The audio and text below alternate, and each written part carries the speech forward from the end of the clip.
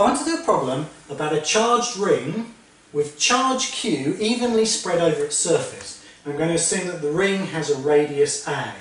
So if we look at this top picture, we have the ring in the, I'm going to call it the ZY plane, and then I'm going to be interested in the value of the electric field that it produces as I move along the x-axis, which goes through the centre of the ring. And I'll be interested in a particular point that is L along the x-axis. Okay, so let's start off.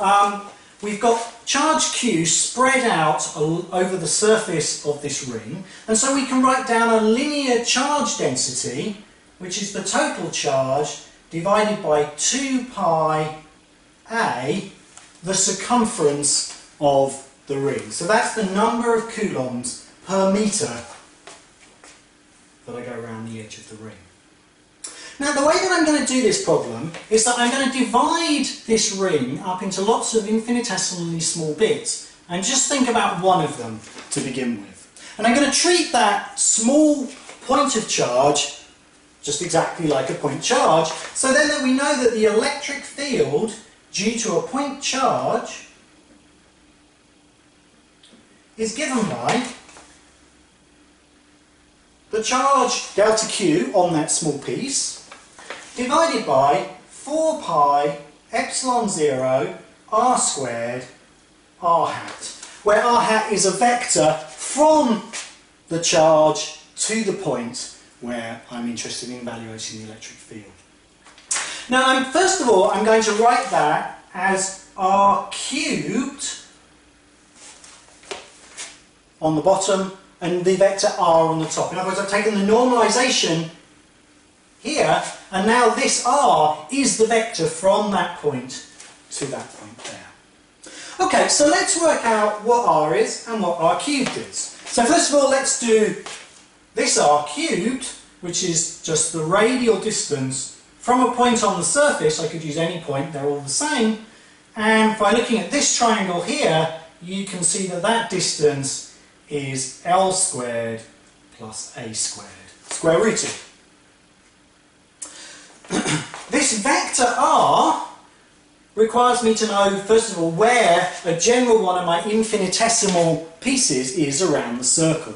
So if we think about this end-on diagram, where I'm now looking from this direction and I see the z and the y-axis, I can set up some angle phi from the z-axis. The radial distance is a, and so this y component is a sine phi, and this z component is a cos phi. So I can write that r cubed, from what we had before, is L squared plus A squared to the 3 over 2, and the vector r is given by, well, in the x direction, to get from all of these points to here, I have to go L. And then if I'm at the value y, A sine phi, I have to go down onto the axis. And similarly in the z direction, I have to go from the value A cos phi down to 0, because I want to be on the x-axis.